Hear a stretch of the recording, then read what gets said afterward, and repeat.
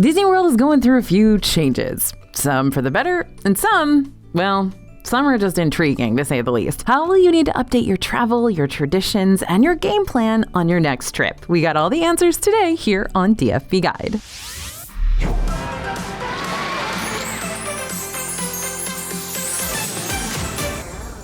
Hey everybody, it's AJ for Disney Food Blog. Is that Disney World over there? Sorry, old friend, I didn't even recognize you. You look so different. Or maybe we're the ones who've changed. Nah, no matter how much time has passed since your last Disney World visit, the next vacation you have will be 100% totally different than what you've ever experienced before. So today we're looking at the biggest ways your next Disney World trip is going to change, as well as how you can go with the flow and appreciate the newness as it comes your way. Some of this stuff is very specific. Some of this stuff is a little more big picture. So let's go. Virtual queues are gone. Well, at least for now they are, but let's not get ahead of ourselves. In case you're not familiar with Disney's virtual queue system, this is a free tool found on the My Disney Experience app that helps Disney manage the crowds for their newest and most popular rides. If a virtual queue is in place for a ride, that means there won't be a regular standby line available. You'll just have to plan to enter one of the virtual queues and be super speedy about it once they go live on the app, or else you won't have a chance to ride. But at the time of recording, there are currently no virtual queues at any of the Disney World parks. The one that's stuck around for years for Guardians of the Galaxy Cosmic Rewind and Epcot, gone. The one for Tron, Light Cycle Run in Magic Kingdom, gone. And the one for the brand new Tiana's Bayou Adventure, also in Magic Kingdom, totally gone. Now that's not to say these rides can't reinstate the virtual queue system if they feel like they need to bring it back. If you're going to Disney World super soon, then don't you worry about the virtual queue system right this moment. But if you plan to go later on, I definitely recommend studying up before you go and seeing if any major changes have been added to this system that might be different from the way it worked before. We do keep our virtual queue post up on the Disney Food Blog website updated whenever new info comes our way. So if you don't want to do a whole lot of virtual queue searching and you want everything about this service listed off in one convenient place, I'll go ahead and link our post down in the description for you so you can have quick access to it whenever you need it. Brace yourself, because rope drop and early entry in Magic Kingdom now work way differently than they used to. And if you're going to be getting up early to take advantage of the lower morning crowds, then you're not going to want to make your already tired travel group super cranky due to misinformation. Just in case you're not familiar with the rope drop or early theme park entry terminology, here's the one-sentence summary of each. Early theme park entry gives all Disney hotel guests a 30-minute head start to their park day before a park's official opening hours commence. And rope drop is just a fancy term for when a park officially opens for everyone. In the past, cast members would literally hold a rope and they would drop it and people would be able to go into the parks. Sometimes they still hold ropes. That's how it goes. Previously, guests using the early theme park entry perk for their Magic Kingdom morning were only able to access rides in the Fantasyland and Tomorrowland areas during that extra half hour of time, except for Tron Light Cycle Run, which stayed closed off until rope drop. That meant early theme park guests were blocked from entering other areas of the park like Frontierland, Liberty Square, Adventureland, and the Tron queue. But starting back in March, early entry guests can now get in line for the rides located in those other three lands, as well as get in line for the Tron coaster, even if those rides still won't officially open until rope drop. This change doesn't solely impact early entry guests, it also impacts how non-resort hotel guests will rope drop Magic Kingdom attractions from here on out. Think about it. Before this change, early entry guests and rope droppers alike had a pretty even playing field when it came to getting in line for Tron or even the new Tiana's Bayou Adventure log flume ride. But nowadays, by the time rope drop begins, Tron's line will have already had 30 minutes worth of guests piling into the queue, waiting for the ride to open for the day. And that means wait times can still get pretty high for these new attractions very early in the morning. So how can you adjust to this change before your next Magic Kingdom visit? Well, first, have your priorities in order. Know what your goals are, resort guest or not, and be willing to pivot if one wait time is already a bit too high for your liking by the time you get through the park's front gates. Second, be ready. When it comes to that early theme park entry perk, you might not be too keen to use that extra 30 minutes just to wait in line for Tron to open up, but that 30 minutes can still be your best bet for getting on this ride without having to wait 60 to 90 minutes later on in the day. According to cast members, early entry guests can also start putting their things inside the Tron lockers as early as 8:45, meaning you'll be more than ready to hop on a light cycle just as soon as the clocks strike 9. That said, you might want to use that 30 minutes instead of waiting in line for a ride to knock out a couple of those Fantasyland rides like Peter Pan and Seven Dwarfs Mine Train, right? Right.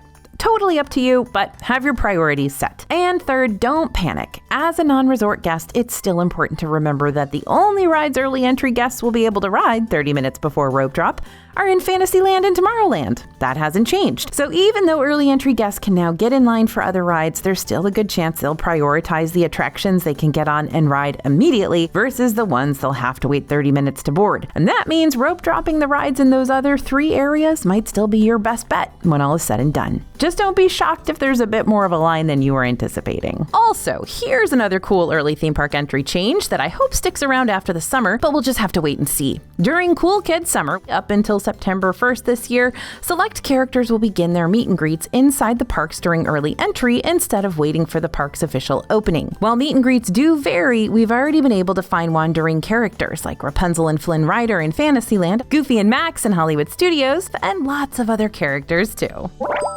Tons of new shows are descending upon Disney World. Disney Villains Unfairly Ever After takes place over in Sunset Boulevard, and during the show, the Magic Mirror summons Disney villains like Captain Hook and Cruella de Vil, Maleficent, and others who all plead their case through dance and song about why they've been misunderstood all these years. The ending of this show could be different each time you watch it, since it'll always be up to the audience to vote on which of these dastardly divas is the most misunderstood of them all. Meanwhile, over in Animation Courtyard, The Little Mermaid, a musical adventure, has finally brought Ariel and friends back to the main stage. This show follows the story of Ariel through her mermaid to human transformation, featuring musical numbers like Part of Your World and Poor Unfortunate Souls, and the brand new Kiss the Girls in this one too, all played out by live actors and puppets and digital animation and even some live motion capture. In Magic Kingdom, a brand new nighttime parade is starting up summer of 2025. Yep, July 20th is the opening date for Disney Starlight Dream the Night Away. Disney Starlight follows in the footsteps of previous iconic nighttime spectaculars, but during this new parade, the main focus is going to be, as Disney said, a nod to the past with their eyes firmly set on the future. This parade will be brought to life by the magic of the Blue Fairy from the Disney animated classic Pinocchio, but along the parade route, you'll also be able to see characters from the new and classic Disney films like Encanto and Frozen and Peter Pan and Moana and Coco and Wish. In Animal Kingdom, the new show moving into the Tree of Life, Zootopia Better Zoogether, is supposed to open by winter 2025, but I have my doubts about that, since It's Tough to Be a Bug didn't even close until March 17th, but we'll keep you updated on the status of that. Regardless, we're still super stoked to see a Zootopia 4D show come into Animal Kingdom at a later date. And finally, while Epcot doesn't have a new permanent show coming to its park at the moment, this is a place where you're always going to see new live entertainment happening with each passing festival. So be sure to check out those Epcot festival performance schedules over on the Disney World website, or, Disney Food Blog, because we post them too. That way, you know what and who to expect ahead of your visit. Right now, Communicar Hall is transformed into Goofy Core for the Cool Kids Summer event, which means you're invited to the party alongside Goofy with lots of dancing and games and, most importantly, air conditioning. Surprise, surprise, you might not want to stay in the Disney bubble this time. Universal Orlando's third park gate, Epic Universe, is officially open, and that could be one of the biggest game changers for your next visit. Now, no one said you had to pick one park and then stick with it all trip long to prove your loyalty. If you want to spend the majority of your Orlando vacation hanging around Disney World, but you'd like to take at least one day to venture outside the Disney bubble and go see Epic Universe, then go for it. We are equal opportunity around here. Now, the most important thing to plan for if you decide to bounce between properties is how you're going to travel, because you're not going to be able to take free Disney transportation to Universal and vice versa.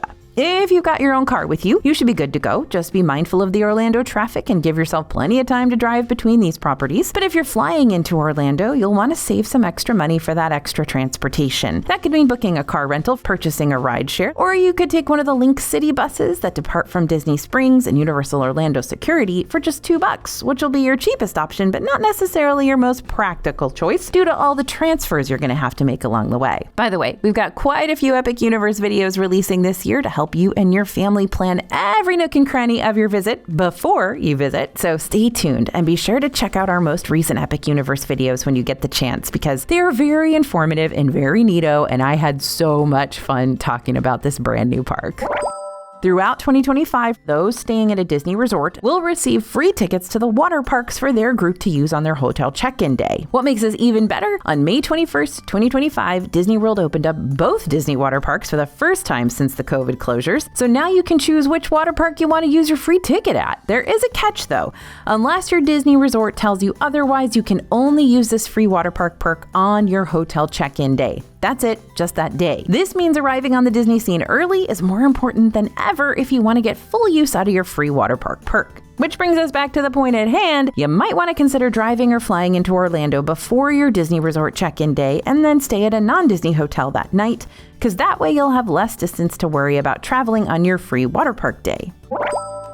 If you spent a good chunk of time believing that Disney World is mainly for kids, then your future Disney World visit just might prove you wrong. Disney World has always been a place for all ages to visit, but as time goes on, more and more adult spaces are being added around property. The newest adults-only offering, which opened on June 4th, 2025, is Geo 82 over in Epcot, located in the structure at the exit of the Spaceship Earth attraction. This is one of the few Disney lounges on property that'll not only need advanced dining reservations, but will also be exclusively for guests 21 years or older. While that's the only brand new adults only space, there are already several other things open and available around Disney World that also have age limits attached to them. Enchanted Tiki Bar, Trader Sam's Grotto over in Polynesian Village Resort is a family-friendly spot from 3 to 8 p.m., but anytime after 8, the bar is only available for guests 21 and over. While some of Disney's restaurant lounge areas do let kids sit up at the bar, like at Space 220 and Epcot, most other bar seating is strictly 21 and over, like you're going to find at the California Grill Bar inside the Contemporary Resort. Now, tables in the bar area are fine, but the actual sitting at the bar is usually going to be 21 and over for a lot of these locations. Atlantic Dance Hall over at Boardwalk Inn lets guests who are 21 and over have an evening to themselves where they can boogie on down to music from the 80s through today while music videos play on the large screens above. Now, Atlantic Dance Hall is only open on Thursday through Sunday nights from 8 p.m. to 1 a.m. If you want to learn more about the history of tequila, as well as taste test a few samples while you're at it, the La Cava Experience inside Epcot is going to pair you with a certified tequila ambassador who will show you some rare and unique agave spirits. But again, you got to be 21 and over for this event. At Disney Springs, you can sign up for the Edison's Mixology series, where you're going to learn how to craft specialty cocktails to pair along with a variety of bites, as long as you're 21 and older. While the Grand Floridian Resort is free for all to visit, most of the Grand Floridian spa services are for guests ages 18 plus, and there are certain spa services made for guests who are 14 to 17 years old, as long as they're accompanied by a parent or guardian. Then there are Disney's ultra fancy, ultra high-end restaurants where you're going to find slightly stricter dress codes and age limits too. Those wanting to dine at Monsieur Paul in Epcot or Victoria and Albert's in the Grand Floridian Resort must be at least 10 years or older, and those wanting to dine at Takumi Te, also in Epcot, must be at least 8 years or older. Even if a certain Disney location doesn't have an age limit, some of those offerings are still heavily adult coded, meaning you're bound to see more grown-ups on the scene versus families with younger folks who might prefer going to a location that's a bit more character-driven and colorful. This includes places like STK over in Disney Springs and several other locations in Disney Springs, honestly. Le Cellier Steakhouse in Epcot, not really super fun for kids. Baseline Tap House in Hollywood Studios, Nomad Lounge in Animal Kingdom, or even Enchanted Rose at the Grand Floridian Resort. Again, kids are welcome at all of these locations, but they might be bored out of their minds. Now, if you're looking for even more Disney World ideas for a romantic date night or a fun adults-only group outing, scan the QR code you see on the screen now or head to disneyfoodblog.com/special after this, and we're going to send you our free Disney World guide that'll help you plan for any special occasion that you're wanting to celebrate while you're on property. More than likely, you know Disney World is in major construction mode right now, and if you didn't know that, I'll keep things brief, but still give you the 411. There are major lands that are going to be added to the Disney World parks in the future. Pueblo Esperanza, which is a new Tropical Americas section featuring Encanto and Indiana Jones, is coming to Animal Kingdom. Monsters Inc. land is coming to Hollywood Studios, which means we're getting Disney's first ever hanging coaster in a park, and hopefully we're also getting a Harryhausen's restaurant to go along with it. And Magic Kingdom is doubling up with 2 new lands, a Cars Land and a Villains Land.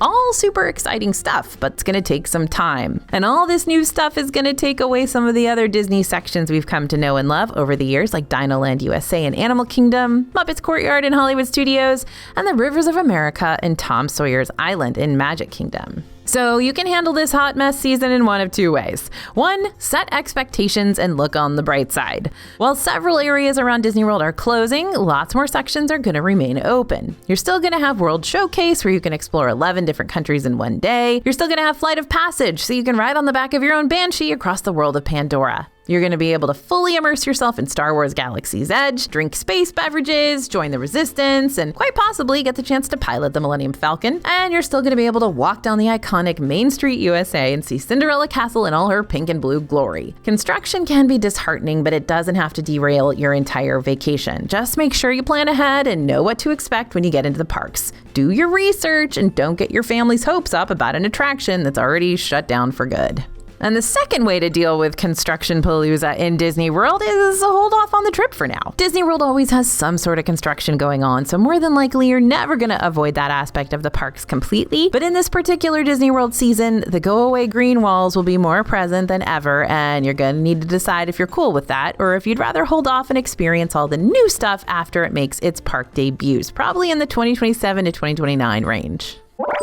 I feel like this needs to be talked about even more than it's already being talked about, because it's going to be very different and very interesting to see how it goes. In the future, when in the future? Not sure yet, but sometime in the future, the way you're going to experience Disney Springs will completely change, if you're willing to take on a little challenge. Feast your eyes on Level 99. Level 99 already exists in other locations around the US, but now it's coming to Disney Springs, taking over the old Disney Quest/NBA experience building to create its biggest futuristic arcade and entertainment center yet. This version of Level 99 is going to represent over 60 challenge rooms and duels, and as the icing sprinkles gravy and cherries on top of everything, it'll also feature dining with a chef-crafted menu, including Level 99's award-winning pizza. While we don't know a ton of details about the Disney Springs location yet, like whether there'll be any Disney theming or kid-friendly games, we expect this to be a lot like the other Level 99 attractions, which are a mixture of escape rooms and obstacle courses and arcades all wrapped into one entertainment venue. Technically, there is no age restriction for the other Level 99 arcades, but it is billed as an adult playground on the Level 99 website. We're not sure if this might be the case for the Disney Springs version, but we'll continue to keep you updated once we learn more, and we have team members who take their tweens to these locations with no problem. It won't be long now before we'll have some new restaurant reviews to share with y'all. First off, a new Pirates of the Caribbean tavern is coming to Magic Kingdom called the Beak and Barrel. This lounge will be a first-of-its-kind experience meant to extend the story of the classic Adventureland attraction. The tavern's gonna bring together pirates of all ages and serve tasty options as well as refreshing cocktails for guests ages 21 and up. Beak and Barrel is slated to open in late 2025. Meanwhile, the Grand Floridian Resort's refurbishment's been going on for years now, and they're culminating the changes with a huge update to the lobby, which includes a brand new lobby bar. This lobby bar is going to be located across from the cage-style elevator and will be inspired by the lobby's iconic bird cage. Yes, that will have to be replaced during these refurbishments. It's already gone, I know, sad day, but happy to see that a new bar is going to pay tribute to it regardless. Work has already begun in the Grand Floridian lobby and is anticipated to last through November 2025. That's why we're not going to see the beloved Grand Floridian gingerbread house there this year. I know, womp womp. And finally, Bourbon Steak by Michael Mina is coming to the Swan and Dolphin later this summer. Chef Mina is a well-known chef with restaurants all over the country, and while we are sad to see Shula's Steakhouse go, we're pretty excited to see Mina reimagine this spot to make it a more modern take on the quintessential steakhouse. We'll let you know as soon as we review it.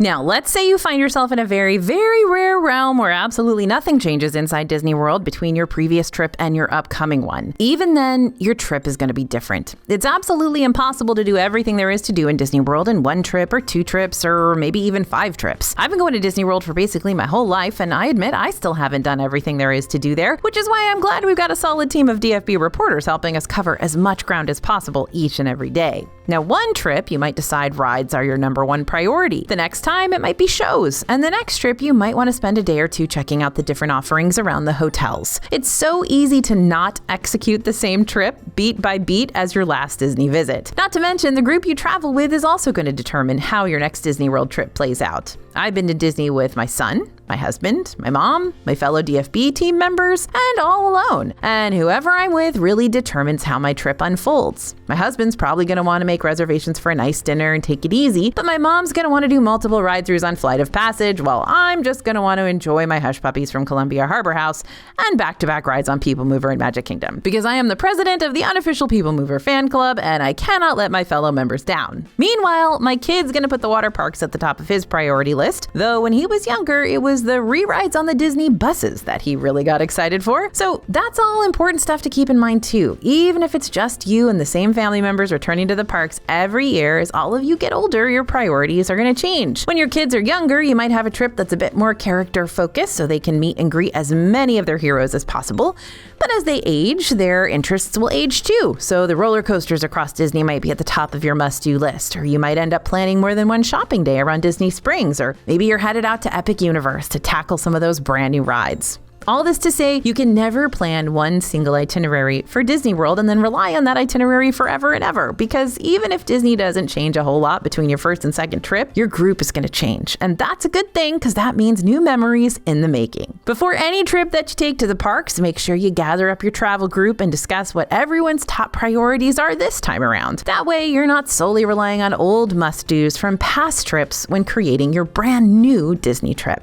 We're also constantly updating our videos and our social channels and our DFB website too, just to make sure you're never left out of the loop and make sure every piece of information we're giving you is as up to date as possible. So make sure to tune back in for more updates to come. Check out our latest news videos that release every Saturday and cover all the latest announcements and changes happening on the Disney scene. And don't forget to pick up our free guide to celebrating special occasions in Disney World right now over at disneyfoodblog.com/special.